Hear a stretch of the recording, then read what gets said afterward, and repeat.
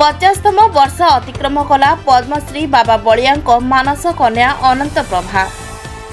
विश्वप्रेमी पद्मश्री बाबा बलिया मानस कन्या अनंत प्रभा आज अतिक्रम करिछि 50 वर्ष।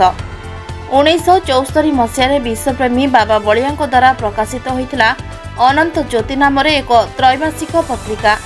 समय क्रमे ताहा अनंत आलोक परे परे ताहा सरकारी स्वीकृति प्राप्त मासिक पत्रिका अनंत प्रभारे लोकादृत होई 50 वर्ष रे पदार्पण करिछि।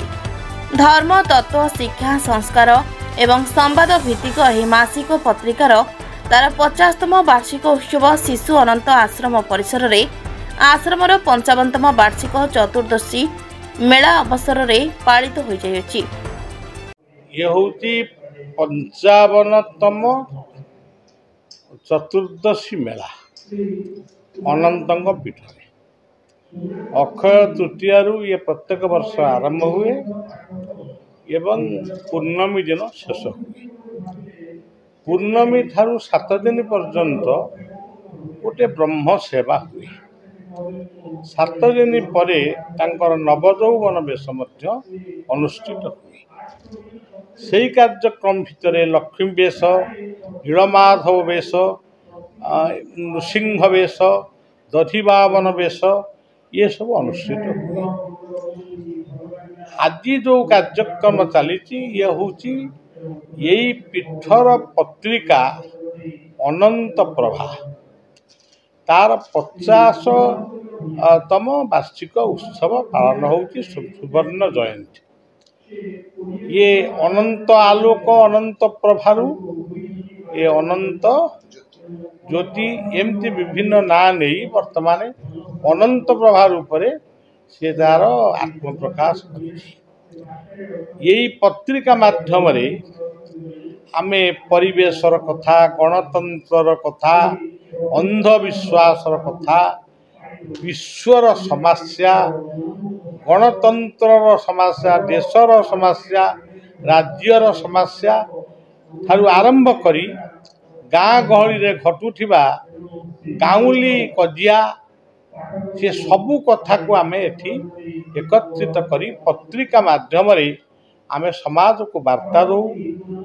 विशेषतः भाव में मोर वार्ता आजिर समाजर पुओ झील मानू बा युवपीढ़ी मान दिए एवं बुढ़ा बुढ़ी मान को आम वयस्क व्यक्ति मान कौन दे पारू सांत्वनामूलक ये दौ आ समाजर अंधविश्वास दूरीभूत पाई एठी खाली कथारे हुए ना एठी जहाँ कह जाए ताहा ही करे। एवं जेतेबाला आमको पद्मश्री मिलिला सेही कार्य करने समग्र भारत वर्ष रे आमको आहुरी सुजोग सृष्टि कला। तेणु आम से कार्य करूँ।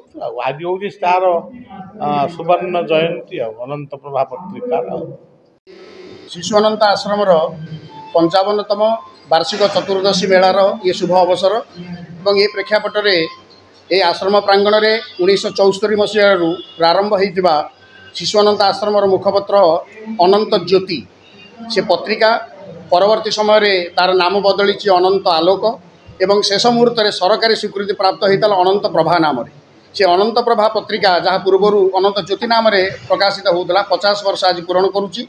एणु ये जो पवित्र पीठर आपण मैंने आज देखुं जनसमागम ओडिशार पुरपल्ली रे केवल ओडिया भाषा रे नुह अनंत ज्योति अनंत आलोक अनंत प्रभा 4टी भाषा संपादित होती अनुवाद होता गोटे ओडिया रे वर्तमान बाहरुची हिंदी रे जेतेबेले बाहरुतला मु ताकू निजे मध्य हिंदी रे नुआ दिल्ली रे ताकू परिप्रकाश करा जाउतला बंगला भाषा रे मध्य होउतला एभली भाव रे 2-3टी भाषा रे ता परिप्रकाश होउतला।